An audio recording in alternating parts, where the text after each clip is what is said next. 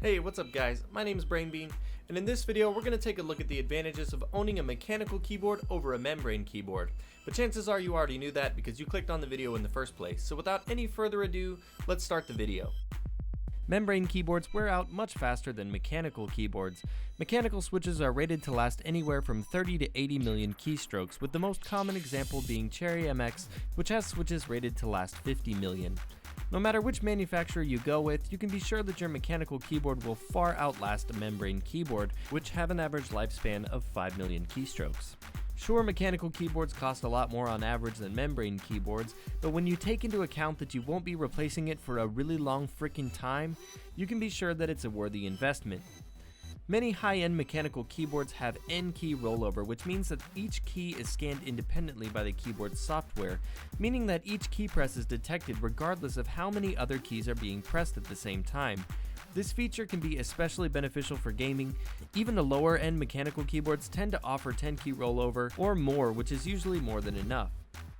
In terms of typing experience, rubber dome and membrane keyboards don't offer much in the way of feedback.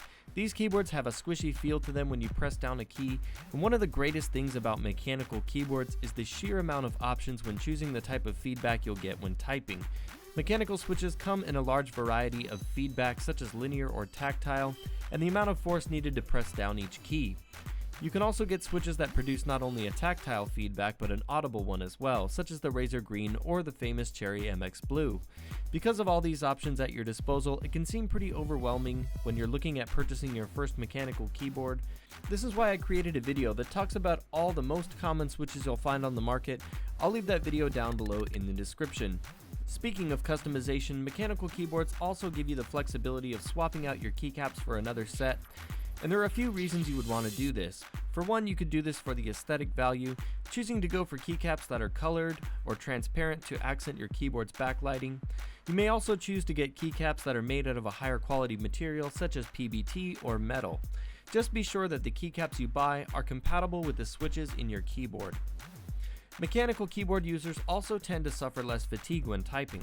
This is because mechanical switches do not require you to press the key all the way down or bottom out the key for the keystroke to register. This is also one of the reasons mechanical keyboards are so popular for gaming.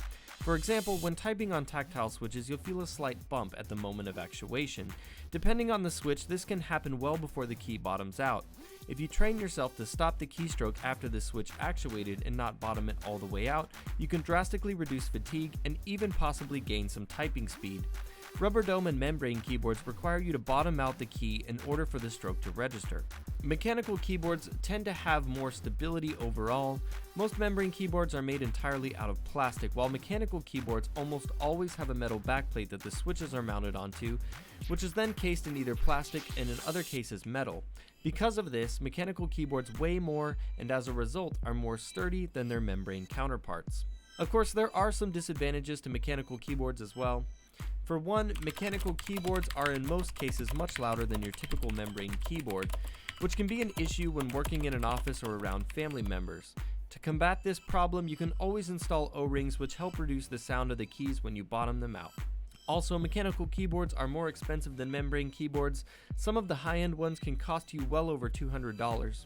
It's a good investment if you have the cash, but it can be hard to justify spending that kind of money on your keyboard, especially if you could invest that money into more valuable components for your PC. However, now that mechanical keyboards have become a lot more mainstream, you can easily get your hands on some pretty good budget mechanical keyboards that cost around $40, such as the Red Dragon Kumara. One of the advantages that membrane keyboards still have over mechanicals though, is that membrane keyboards tend to be much more spill resistant than your average mechanical keyboard, and this can be pretty advantageous because that is a pretty common desk hazard. Well, that's it for the video, guys. Let me know in the comments if you think that I missed anything, any other advantages of owning a mechanical keyboard, or even some of the disadvantages as well. Give this video a like if you enjoyed it to show your support, and be sure to subscribe to the channel so you don't miss out on more content coming your way from me in the near future. You can also follow me on Twitter at BrainBeanGaming, and as always, thanks so much for watching, and I'll see you guys next time.